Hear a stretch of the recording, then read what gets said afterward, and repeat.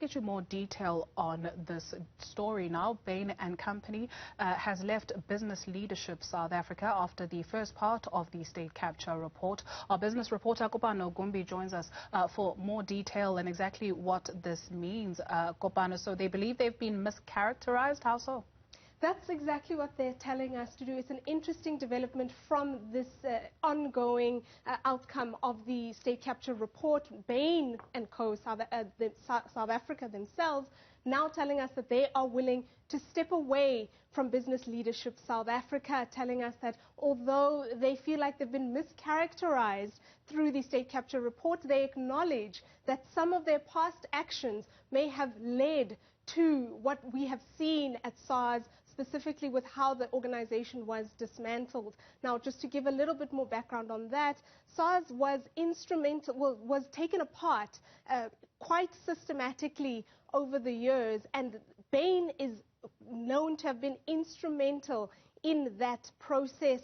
We know from the state capture report where the Zondo Commission found, in fact, that Bain was writing contracts and was designing a complete business restructure on the back of information that they had were privy to before it was made public. And we know that SARS was a fully functional going concern. They had won several awards and were named as one of the leading revenue collectors in the world before Bain was then brought into the fold. And we know that Mr. Tom Moyane was also very instrumental in the execution of these plans that they had to take the company apart, and that Bain in the end benefited some 164 million rand in fees just from SARS alone. We've heard many whistleblowers telling us, Athol Williams specifically telling us that, you know, Bain were very instrumental in what happened at SARS, but it's not just SARS that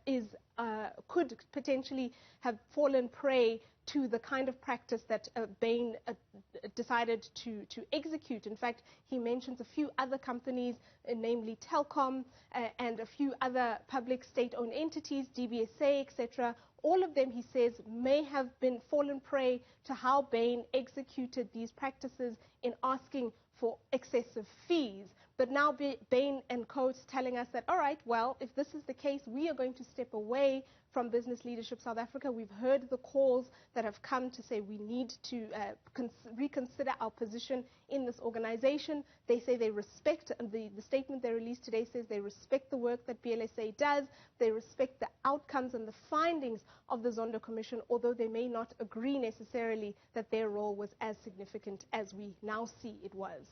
So it was just last week when the report was released that we spoke to Business Unity South Africa's Cas Cavadia, making mention that business will try and capacitate the National Prosecuting Authority in going after state capture criminals, if you will. And this question was put to him that there are some businesses who have been found to be wanting by the first part of the state capture commission, who are still part of, you know, organizations like Business Leadership South Africa. So are we likely to see more companies exiting?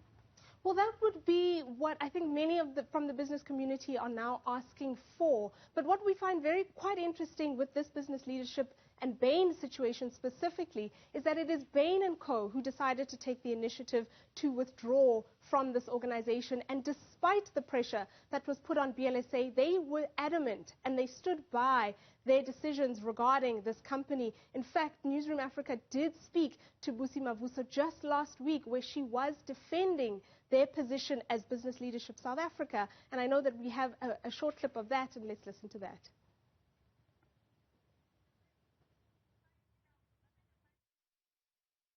So unfortunately, we do not have that, but we'll definitely bring it up a little bit later on. Plenty still to come out of this, especially when we anticipate the second and third part of the State Capture Commission report. Kopano Gumbi, thank you very much for the detail.